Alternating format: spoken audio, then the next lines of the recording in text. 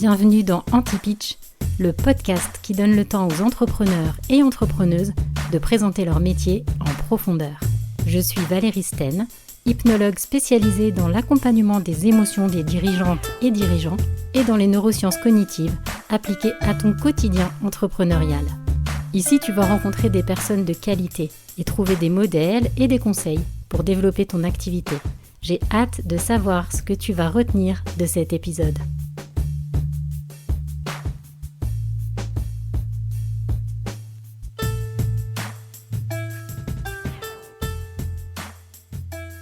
Bonjour Michel. Bonjour Valérie.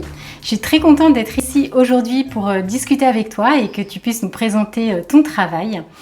Si tu veux bien, avant de commencer, est-ce que tu serais d'accord de te présenter en quelques mots ? Oui. Alors Michel, je suis à mon compte depuis 2 ans et demi. J'ai presque bientôt 40 ans. Ça fait donc 2 ans et demi que je suis à mon compte. J'ai travaillé en tant que technico-commercial chez un grossiste de matériel électrique pendant à peu près 14 ans avant. D'accord. Donc dans la vente, dans le technique aussi un petit peu, puisque j'aime bien tout ce qui est le manuel finalement, depuis toujours. J'habite à Jujurieux, le hameau Chenavel. D'accord. Depuis 10 ans maintenant. J'ai fait un cursus BEP, bac maintenance, la maintenance industrielle. Après, je suis partie en vente. Puis après, depuis 2 ans et demi, je suis partie dans autre chose. Mais je trouve que ton parcours est intéressant parce qu'il y a quand même des choses qui peuvent aujourd'hui t'être utiles, que ce soit dans la vente ou dans le côté technique, précision, etc. Qui font que tu as plusieurs cordes à ton arc.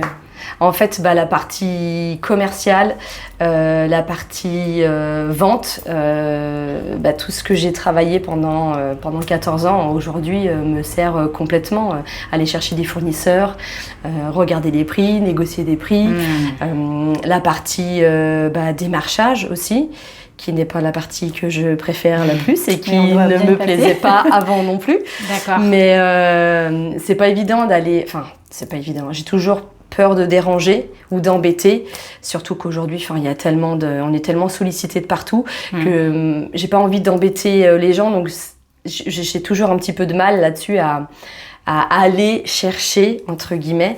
Mais bon, mes années avant m'ont permis de savoir faire là-dessus et c'est vrai qu'aujourd'hui, en fait, il n'y a pas que, quand on est à son compte, il n'y a pas que ce que je fais aujourd'hui sur mes meubles avec mes mains, mais il y a aussi toute la partie vente, démarchage, commerce, marketing aussi. Donc ça sert. C'est vrai que l'entrepreneuriat, en fait, c'est plusieurs métiers en un, finalement. Ouais.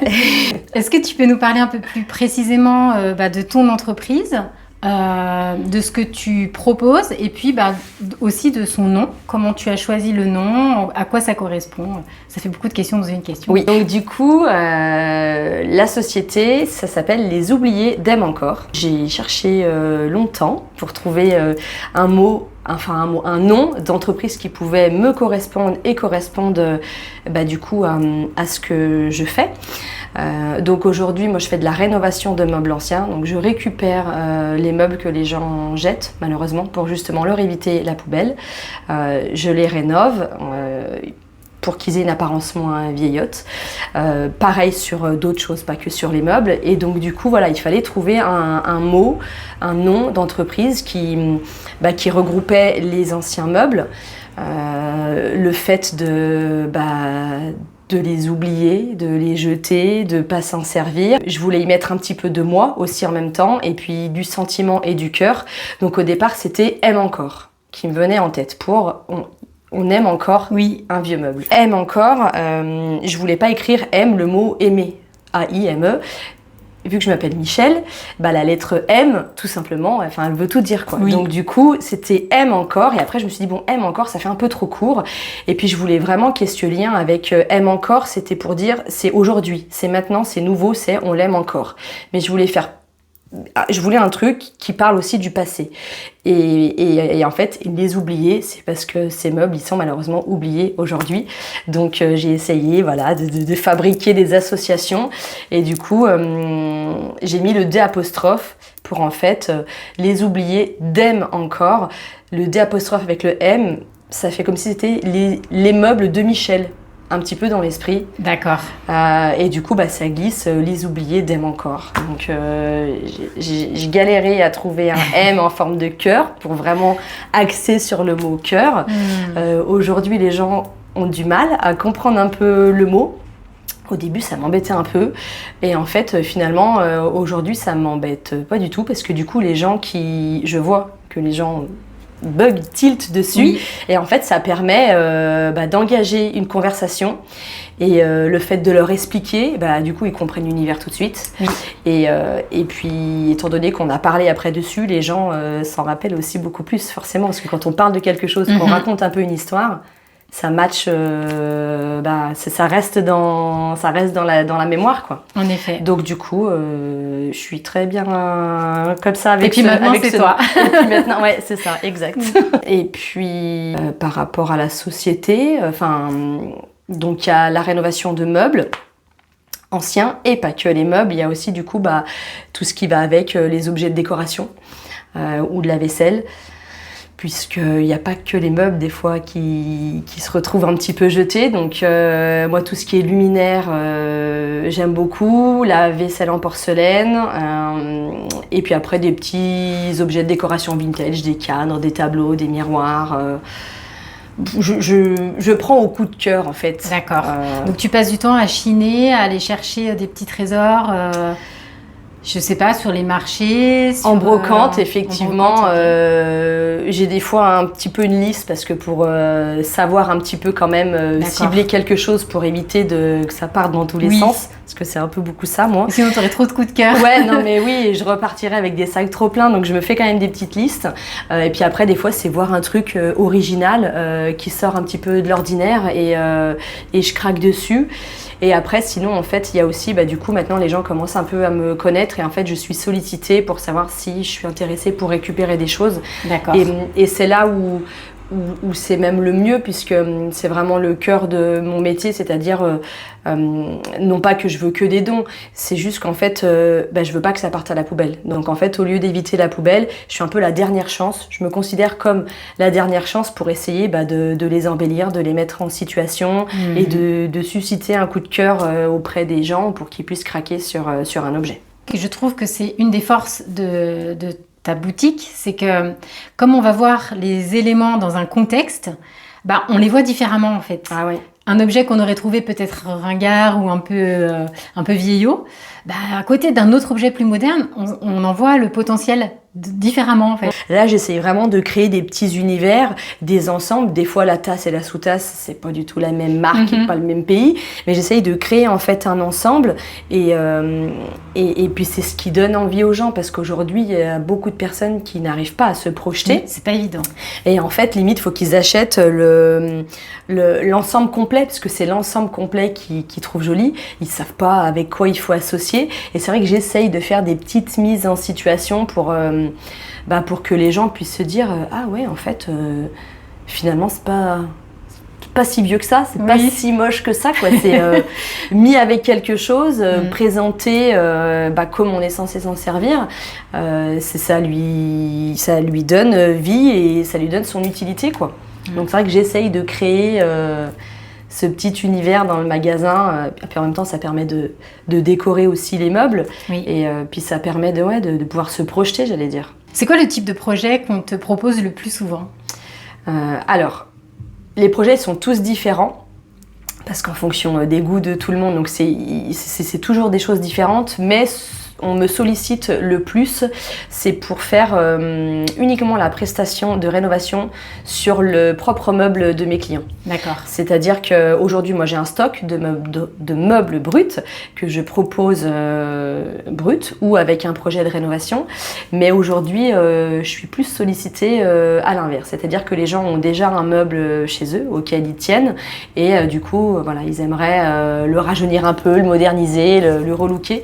Donc aujourd'hui, c'est cette partie-là qui m'est le plus proposée, on va dire. D'accord. Et le plus souvent, les gens viennent avec une idée déjà, ou toi, tu vas aussi pouvoir les aider, leur faire des propositions, ou leur dire, ça, c'est pas réalisable, il vaudrait mieux faire ça. Est-ce que tu as aussi ce rôle de conseil ? Oui. Alors, il y a la plupart du temps, je conseille aux gens.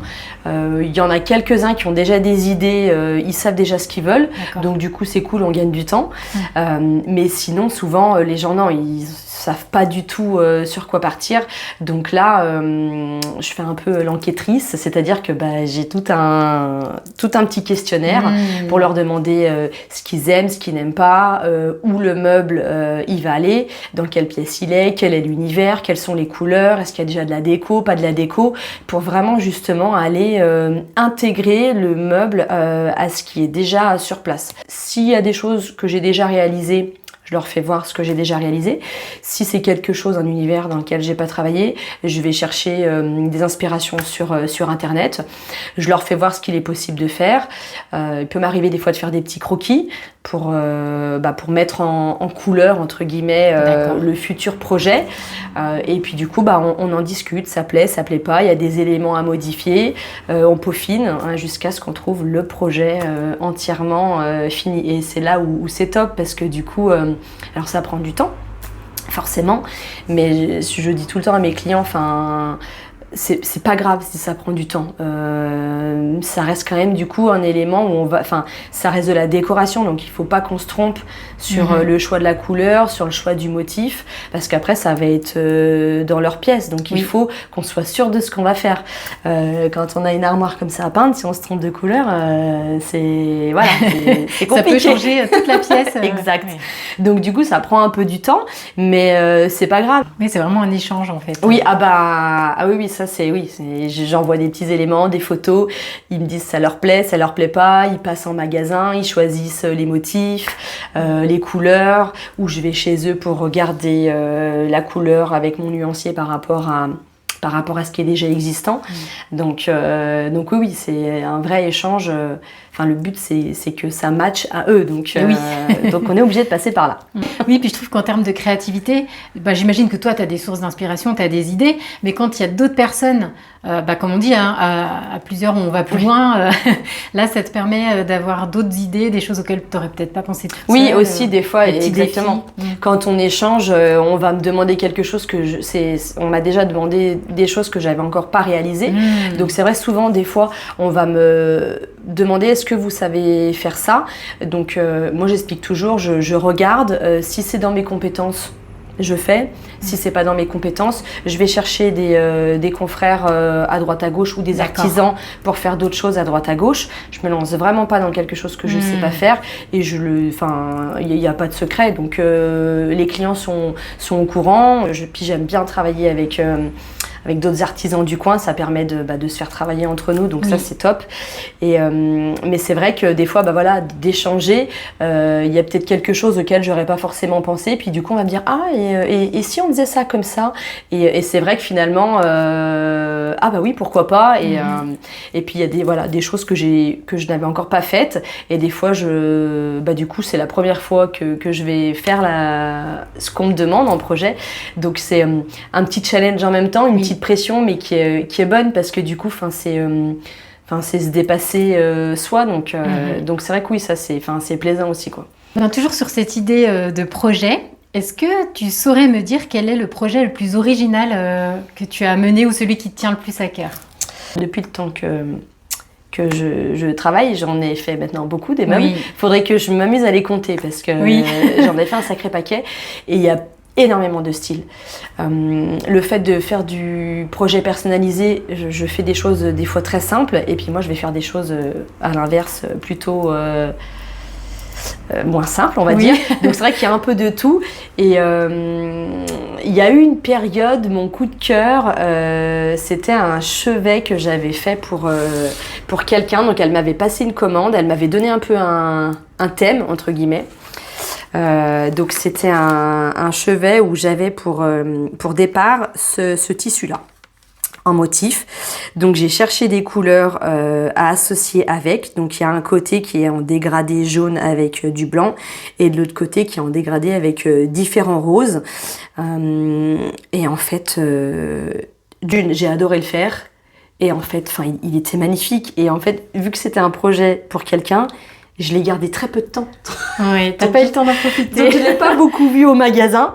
Et en fait, ouais, lui, ça a été mon coup de cœur, mais pendant très longtemps. Et puis en fait, un jour, j'ai une cliente qui cherchait un petit meuble, donc qui a craqué sur un meuble que j'avais en stock. Et elle suivait une artiste américaine sur les réseaux, que je suis également. Et elle aimait beaucoup le style qu'elle faisait. Et en fait, elle m'a demandé de faire quelque chose dans le même style. Et donc là où je reviens, ça revient un petit peu à la question tout à l'heure, c'est quelque chose que j'avais encore jamais fait. D'accord. Et c'est quelque chose que j'avais tellement envie de faire. Donc du coup, j'étais trop contente de ce projet. Et donc pareil, je lui ai fait choisir en fait le motif du départ. Sur le dessus en fait du buffet, j'ai mis un tissu avec des grosses fleurs. Et elle m'avait donné les couleurs de chez elle, donc fallait que j'associe les couleurs. Et là, mais je me suis éclatée et le rendu, il est juste trop beau et la cliente elle a adoré aussi. Donc là ouais, c'est le deuxième coup de cœur qui est venu vraiment après parce que il y a vraiment plein de techniques en plus qui sont faites dessus et puis c'est le premier que j'ai fait, c'est quelque chose que je n'avais encore pas fait et que j'ai essayé. Et puis en fait, j'ai vraiment adoré le faire et j'ai adoré le projet une fois qu'il était fait. Et puis quand on rend le projet et qu'ils adorent autant que moi j'adore, c'est tout gagné. Alors, je vais te poser une question, tu peux la prendre dans le sens entrepreneurial en général ou concernant ton activité en particulier. Selon toi, c'est quoi les plus grosses difficultés auxquelles tu fais face avec ton entreprise ? Je dirais la communication en général, me faire connaître. Aujourd'hui, donc j'ai été à Haute-Rive avant, un petit hameau pendant 6 ou 7 mois. Je sais même plus, peut-être 9 même. Donc les gens du village m'ont découvert. Après j'ai sauté le pas, je suis allée dans Saint-Jean-le-Vieux où j'ai une grande vitrine qui donne sur la rue principale. Donc il y a du passage. Mais aujourd'hui, ça fait que 2 ans et demi que j'existe, ça fait que un an et quelques mois réellement que j'ai un magasin ouvert au public. Donc faut pas trop que je me plaigne non plus, mais c'est vrai que oui, c'est réussir à me faire connaître auprès des gens autour de moi et puis à réussir à faire rentrer les gens au magasin pour qu'ils découvrent l'univers en fait. Parce que c'est vrai que de l'extérieur, on ne sait pas trop ce que c'est ce magasin. On voit un peu des meubles, un peu de déco, de la lumière. On ne sait pas trop. Si on n'entre pas, les gens ne peuvent pas savoir. Et aujourd'hui, c'est vrai que oui, je dirais c'est ça. C'est ce qui est le plus dur, c'est d'essayer d'aller chercher les gens pour les amener à découvrir ce que je fais, quoi. Oui, puis c'est vrai que comme tu as les deux aspects, c'est-à-dire des meubles déjà prêts à l'emploi, je ne sais pas si c'est bien dit, mais... Oui, alors moi je les appelle à l'adoption. Ah voilà, donc tu as des meubles déjà prêts à être adoptés, c'est ça. Et puis de la déco, mais tu as aussi tout ce côté rénovation, j'ai envie de dire sublimation. Oui, ouais, c'est vrai, on peut dire ça, oui. En fait, ça fait un peu comme, je dirais un peu une brocante 2.0, puisque c'est que des articles de seconde main, donc c'est vraiment comme un esprit de brocante, si ce n'est qu'il y a des articles que je vais vendre tels quels, et il y en a d'autres où effectivement ils vont passer sous mes pinceaux pour leur redonner une nouvelle image, entre guillemets, et les proposer différemment. Mais donc oui, il y a du brut et il y a du pas brut, donc c'est vrai que si on n'ose pas pousser la porte ou venir parler, on peut se demander un peu ce que c'est. Ce que tu fais, ouais. Et du coup, tu dirais que c'est quoi dans ta communication qui fonctionne le mieux ? Est-ce que c'est les réseaux sociaux ? Est-ce que c'est d'aller sur le terrain ? Est-ce que c'est de travailler en collaboration avec d'autres artisans ? Ou c'est un peu de tout ça ? Ouais. Alors, j'ai encore pas tout exploité aujourd'hui en communication. Donc du coup, j'ai encore pas vraiment j'ai pas le recul à 100%. On va dire que les réseaux, c'est ce que je fais aujourd'hui le plus. Tu veux dire les réseaux sociaux ? Oui, les réseaux sociaux. D'accord. Donc Facebook et Instagram, c'est ceux avec quoi j'ai commencé, vu qu'avant j'avais pas de magasin. Donc je suis dessus, pas tous les jours, mais presque. C'est ce qui est le plus, le plus facile. Non, pas vraiment. On croit que c'est le plus facile, mais c'est pas forcément le plus facile, mais c'est celui qui est le plus accessible tout de suite, qu'on maîtrise maintenant depuis le temps assez bien. Après, poser des flyers aussi, je pense que ça marche un peu. Après, j'ai jamais le retour de les gens, quand ils rentrent au magasin, ils me disent pas d'où ils m'ont connu. Alors, je pose des fois la question, pas systématiquement, parce que j'y pense pas forcément tout le temps. Savoir est-ce qu'ils m'ont connu avec à tel endroit, par quelqu'un, un flyer. Alors, très souvent, c'est avec la communication sur les réseaux, donc c'est pour ça que je continue à le faire. Oui, donc tu as quand même un taux de conversion, des gens qui t'ont découvert sur les réseaux et qui vont faire la démarche de venir te... Ouais, c'est ça. Et les articles dans les journaux aussi. D'accord. Quand des fois il y a des articles qui passent, effectivement, là, il y a 2-3 retours par rapport à ça. Et après, pour l'instant, j'ai pas d'autres... quand je fais des salons ou des marchés, oui, effectivement. Mon site internet, il n'est encore pas entièrement référencé, donc j'ai quelques petites demandes par le biais du site, mais c'est encore calmos parce qu'il n'est pas actif à 100%. Donc, j'ai jamais fait la radio non plus. J'ai fait une première vidéo de la boutique. Là, du coup, c'est nouveau aussi. Donc, à voir par la suite. Mais donc, ouais, j'ai pas tout fait en termes de communication. Et puis, c'est pas toujours évident de mesurer le retour que ça a, en fait. Non, en fait, non, c'est pas mon métier, moi. Donc, du coup, je sais pas exactement, comment étudier, comment analyser les choses. Il y a pas très longtemps, j'ai fait un sondage, justement, concernant ça, par rapport à ma communication, puisqu'il va se passer des choses à la fin de l'année. D'accord. Donc du coup, je voulais voir un petit peu quel était le meilleur moyen de communication pour justement m'axer sur ce type de communication et pas m'éparpiller de partout et pas dépenser trop d'argent inutilement à certains endroits. Donc j'ai fait un sondage que je n'ai encore pas étudié parce que j'ai encore pas eu le temps de le faire. Mais sous forme de questionnaire? Oui, c'est un questionnaire Google. D'accord. Que j'ai mis en ligne, donc que j'ai envoyé à mes clients et puis que j'ai partagé sur les réseaux. Donc il y a pas mal de réponses déjà, mais maintenant il faut que j'analyse les réponses pour voir ce qui marche le mieux. D'accord. Et puis voir pour la suite après. D'accord. Du coup, je suis curieuse de savoir ce qui va se passer en fin d'année. J'ai hâte de voir ça. Si tu devais donner un conseil aux personnes concernant leur mobilier, ce serait quoi? Mobilier, on va parler de vrai mobilier, de meubles, de vrais meubles avec du bois massif et pas un meuble acheté en contreplaqué où il faut l'assembler soi-même avec des vis et puis voilà. On ne citera pas de marque, mais on a un peu compris le principe. Avec donc des vrais meubles, surtout si c'est un meuble de famille ou un meuble de famille ou un meuble que vous avez connu depuis toujours chez vous. Je dirais ne pas le jeter. Oui et non. Il y a malheureusement des fois, si on n'a vraiment plus de place à la maison, on n'a pas de place pour stocker. Bon, j'ai toujours mal au cœur, mais je peux comprendre les gens qui malheureusement à un moment donné, et puis en plus brut comme ils sont, personne ne veut les acheter. Ouais. Donc on va pas les garder éternam et malheureusement, voilà. Mais ne pas jeter quand même, c'est vrai que c'est bien. Et il faut se dire que du coup, j'existe. Et en fait, je peux être là pour transformer ce meuble. C'est-à-dire qu'aujourd'hui, il est pas beau parce que, là vous en voyez pas, mais il est pas beau parce qu'il est vernis foncé. C'est ce qu'on voit depuis X années. Ouais. C'est austère, ça assombrit, ça alourdit, ça tasse la pièce. Mais en fait, aujourd'hui, on peut soit le poncer, l'aérogommer, on peut le peindre, on peut faire de la déco dessus. Et visuellement, le meuble, il change complètement. La forme est la même, et encore, parce que des fois on peut modifier certaines choses, mais je veux dire, le meuble visuellement, même s'il a, comme cette armoire, cette bonnetière, elle a un style quand même bien prononcé et particulier, mais avec la peinture, en fait, on l'adoucit, on change visuellement, en fait, son aspect, donc du coup, ça peut permettre de garder un meuble en plus de qualité, qu'on retrouvera pas forcément, alors, si, parce qu'il existe toujours des très beaux meubles aujourd'hui, mais ça coûte cher, puisqu'un meuble avec du bois massif et avec un travail, ça coûte de l'argent. Donc jeter un meuble qui a été fait par quelqu'un à l'époque, qui a coûté extrêmement cher aussi à l'époque, jeter pour aller racheter, je trouve ça complètement... Enfin oui, stupide, enfin c'est du gaspillage, donc... J'ai l'impression que ça te tient beaucoup à cœur quand même, cette ouais, notion enfin moi ouais. je déteste le gaspillage, enfin depuis toute petite, hein. J'ai toujours tout gardé. Et ma phrase c'est ça peut toujours servir. Et en fait parce qu'avec avec un petit truc on peut faire quelque chose d'autre, on peut associer des choses, on peut couper un truc, coller, enfin on peut faire plein de choses avec plein de choses. Donc c'est vrai qu'un meuble c'est pareil.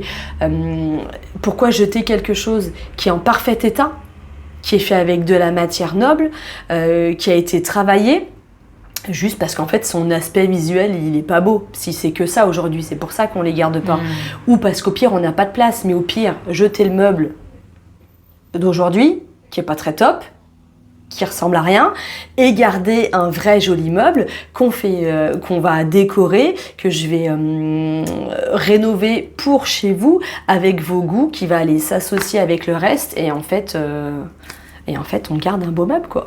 Et puis il y a le côté sentimental aussi en même temps. Enfin, si c'est un meuble de famille, ça pince toujours le cœur de se dire de le jeter. Donc en fait, on l'a transformé sans trop le transformer, puis ça permet de le garder, quoi.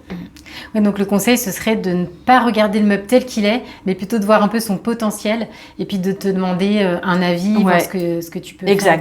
Oui. Et puis il y a ce que j'aime aussi beaucoup faire, c'est transformer l'utilité du meuble. Ce qui est derrière moi, c'est une bonne tière, c'est une armoire. Et en fait, on supprime les portes et en fait, ça peut faire un meuble pour dans un magasin. Voilà, pour exposer des produits à vendre. Ça pourrait faire une bibliothèque. On supprime les étagères, on met des porte-manteaux, ça peut faire un vestiaire d'entrée. Enfin, on peut faire énormément de choses avec un meuble. Une petite commode, une console, ça peut être un meuble de salle de bain.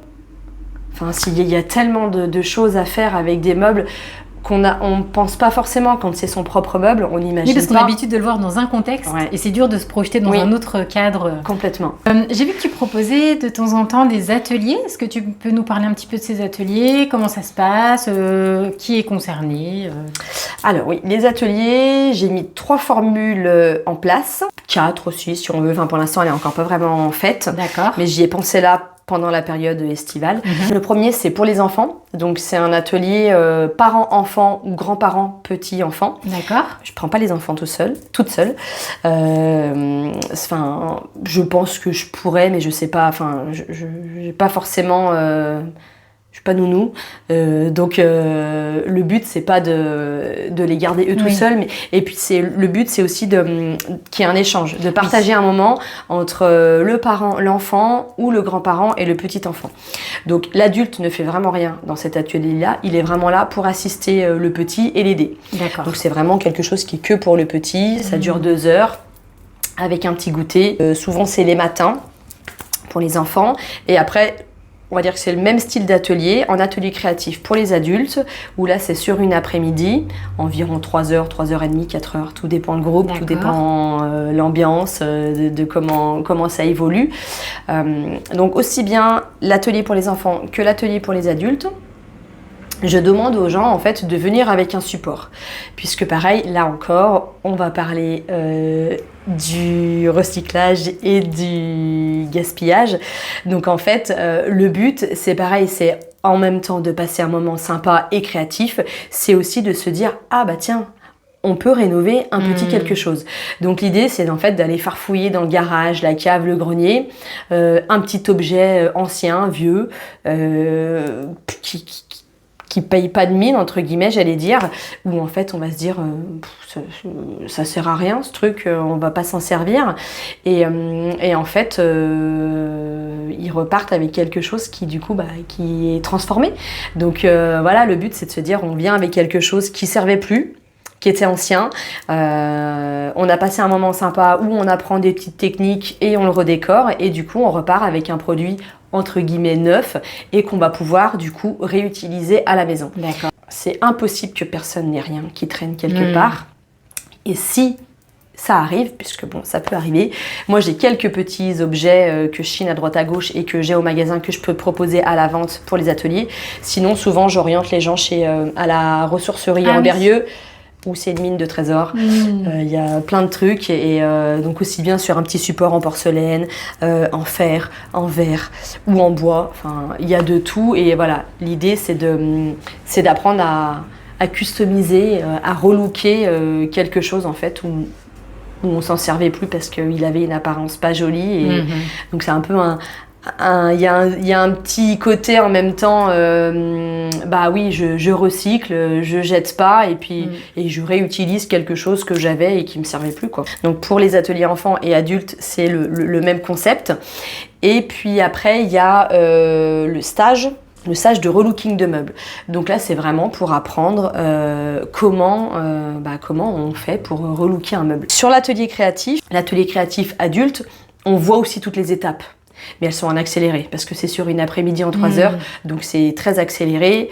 On triche avec le sèche-cheveux pour faire sécher la peinture, mais on voit déjà un peu toutes les bases. Et là, en fait, le stage, c'est vraiment, les gens viennent avec un meuble également, un petit meuble, où on a travaillé en amont. Je fais une sélection de meubles, on choisit la couleur, on définit déjà le projet en amont parce qu'il faut que je commande la peinture pour le jour J. Et du coup, ça se passe sur 3 après-midi. Et là, je leur explique les étapes pour rénover un meuble et puis pour faire de la déco dessus en fonction des projets et des personnes sur place. On peut travailler du pochoir, des transferts, du tissu, des tampons, enfin, il y a plein de... Donc ça permet d'apprendre aussi des techniques. Ah oui, pareil, c'est quelque chose que je vais travailler à la fin de l'année, là. Je vais lancer vraiment un calendrier, en fait, avec des dates régulières sur toute l'année, pour que justement en fait les gens puissent s'inscrire et prévoir à l'avance en fonction de leurs agendas à eux. Et ce sera, voilà, pour que ce soit quelque chose de récurrent, on sait que tous les 2 mois ou toutes les 3 semaines ou tous les je ne sais trop combien de temps, il y a l'atelier pour les enfants, il y a des stages. Voilà, ça permet qu'il y ait une routine et que les gens, il y a un calendrier, les gens regardent et s'inscrivent. Donc ça va être en fin d'année, je vais travailler dessus pour mettre ça en place. Je trouve que c'est une bonne idée parce que ça permet aussi peut-être, quand on a envie de participer à l'atelier et qu'on n'a pas forcément encore de petits meubles ou ça laisse le temps d'affiner un peu. Pourquoi aussi je demande aux gens de venir avec quelque chose, c'est parce qu'en fait je veux pas leur imposer un objet. Le but, en fait, certes, ils passent un moment sympa, mais ils repartent avec un objet. Faut pas qu'ils se retrouvent enfermés dans le placard et à pas servir. C'est pas du tout mon objectif. L'objectif, c'est de leur apprendre quelque chose, mais de se dire, ce que vous avez fait, du coup, vous pouvez le mettre en lumière maintenant. Il n'y a plus besoin d'être caché quelque part. Donc, le meuble, c'est pareil. Le but, c'est que le meuble, il puisse aller servir après dans la maison, quoi. Et du coup, je crois que tu m'avais dit 4. Ça fait 4, là. Oui, parce qu'en fait, exact. Cet été, les vacances, je me suis dit, bon, je fais des ateliers, je fais pas des ateliers. C'est compliqué parce que les vacances, il y en a qui partent pas, mais ceux qui partent pas, ils font des choses aussi ici. Donc, du coup, je me suis dit, pourquoi pas plutôt faire un cours particulier. C'est-à-dire que, normalement, les ateliers, il me faut un minimum de monde pour pouvoir maintenir l'atelier. Pour pas que... Parce que les prix des ateliers sont quand même... vraiment pas cher, ce qui fait que si j'ai qu'une personne, c'est pas rentable. Donc il me faut un minimum de personnes et je me suis dit cet été, allez tiens, pourquoi pas en fait faire un peu un cours particulier, c'est-à-dire que quelqu'un a envie d'apprendre une technique, c'est une super idée. Envie d'approfondir sur quelque chose, en fonction de moi ce que je suis en train de faire, on se bloque une après-midi comme si je faisais un cours d'atelier créatif et en fait j'apprends quelque chose à quelqu'un. Les ateliers et les stages, je faisais pas de thématique à l'époque parce qu'en fait j'en ai pas beaucoup lancé. Donc effectivement dans mon calendrier de date, je pense que je vais faire des thèmes. Comme ça en fait quelqu'un qui veut apprendre le pochoir, je pense que je vais faire un thème pochoir parce qu'en fait sur un atelier, faire plusieurs choses en même temps, c'est complexe parce que du coup ça fait sortir plein d'outils, plein de produits et en fait puis t'es moins présente pour chacun du coup en fait c'est moins exactement on se disperse trop, il y a trop de choses sorties, c'est pas très top, donc je pense que de faire par thème c'est mieux et puis au moins quelqu'un qui a vraiment envie de travailler le pochoir, elle sait que l'atelier pochoir ça sera telle date. On a fait le tour de mes questions. Est-ce qu'il y a quelque chose que j'ai oublié de mentionner et dont tu souhaitais parler ? On a parlé tout à l'heure de ce que je pouvais conseiller aux gens par rapport à leurs meubles. Ça me fait également penser au niveau des professionnels. C'est-à-dire qu'on peut imaginer que je travaille qu'avec le particulier, mais non. Et j'ai d'ailleurs un souhait de vouloir travailler vraiment avec le professionnel parce qu'il y a certains meubles et certaines pièces qui sont tellement imposantes qu'en fait aujourd'hui dans une maison, elles n'ont pas trop leur place parce que les maisons aujourd'hui elles sont un peu plus petites qu'avant et il y a des pièces qui méritent d'être mises en valeur et en fait avec le professionnel c'est complètement faisable parce que les magasins c'est grand, les hôtels, les restaurants, même des cabinets médicaux pardon. C'est des espaces qui sont grands et où on peut se faire plaisir à décorer différemment et donc en fait il y a cette partie là au professionnel ou à l'inverse je vais poser une question en se disant est-ce que vous avez déjà pensé à la seconde main et pourquoi pas réutiliser un vieux meuble en le rénovant et qui puisse être à votre image. C'est surtout ça, parce que du coup le fait de travailler un projet unique et personnalisé dans un milieu professionnel, le meuble il peut être aux couleurs, avec le logo, il peut s'intégrer avec la déco qu'il y a sur place et puis ça peut faire toute la différence. C'est-à-dire que quand on rentre, on voit une pièce, un meuble qui a rien à voir avec le reste et en fait qui dénote, on s'arrête dessus, on la regarde et donc ça peut attirer le regard, ça peut permettre de mettre quelque chose en avant et puis ça peut permettre de faire la différence par rapport à un truc tout lisse, tout classique, complètement. Tout simple. Donc voilà, donc c'est aussi bon pour les professionnels quoi. On arrive aux 2 dernières questions. Donc l'avant-dernière est toute simple, c'est où est-ce qu'on te contacte? Où est-ce que les gens peuvent te trouver? Sur les réseaux, donc Facebook, Instagram, LinkedIn, sur mon site internet et puis ici au magasin. Ici sur place. Voilà, sur place tout simplement. Donc téléphone, mail et puis après ici au magasin quoi. Très bien, donc ils peuvent te contacter indifféremment sur n'importe lequel de ces... Oui. D'accord. Ouais, je mettrai tous les liens comme ça. Oui, sur toutes les plateformes, on va dire. Parfait. J'ai une dernière question pour toi. C'est la nouvelle question signature de mon podcast qui est en lien avec mon activité. Si tu pouvais reprendre le pouvoir sur une fonction ou sur une activité de ton cerveau, ce serait quoi? D'essayer de centrer ou de concentrer, j'en sais rien, de mes idées. Parce qu'en fait, moi, dans ma tête, c'est la fiesta tout le temps. D'accord. C'est un feu d'artifice. Donc, en fait... canaliser un peu. Ouais, ça part dans tous les sens. Donc, moi, je suis un peu du genre, je commence quelque chose. Et puis, en fait, après, je vais faire un autre truc. Je vais faire un autre truc. Je vais faire un autre truc. Et du coup, les idées dans la tête, c'est pareil. Donc... je fais des notes de partout, tout le temps. Dès que je pense à un truc, j'écris des post-it sur mon agenda papier parce qu'en fait, j'ai tellement peur d'oublier ce que je suis en train de penser. Et en fait, c'est vrai que ça fuse tout le temps. Et du coup, c'est vrai que si... Des fois, t'aimerais que ça se pose un peu. Ouais. Ou qu'il n'y ait pas tout qui arrive d'un coup. D'accord. Donc ça, ouais, c'est vrai, si... Mais ça permet du coup des fois d'avoir plein d'idées, donc il faut se rappeler, se dire « Ah oui, punaise, je suis en train de penser à un truc pour quel... » Donc il faut que je reprenne mes notes, je note ce à quoi d'un coup je pense pour un autre projet et je reviens sur mon truc. Mais c'est vrai que... Oui, c'est à double tranchant, ça a des avantages et des inconvénients. Et des inconvénients, parce que c'est vrai que ça s'arrête jamais, quoi. Écoute, merci beaucoup pour cette réponse. De rien, avec plaisir. Et puis merci beaucoup pour cet entretien, c'était très très intéressant. Est-ce que tu as une dernière chose à ajouter? Non, parce que je pense que j'ai déjà beaucoup parlé. Je pense que plus ou moins tout est dit. Et puis si les gens ont envie de savoir d'autres choses, n'hésitez pas à écrire ou à me contacter. Ou à passer. Exact. Ouais, voilà. Merci beaucoup Michel, je te dis à bientôt et puis peut-être qu'on se recroisera pour un autre projet. Exactement. Merci beaucoup à toi, puis à bientôt. À bientôt.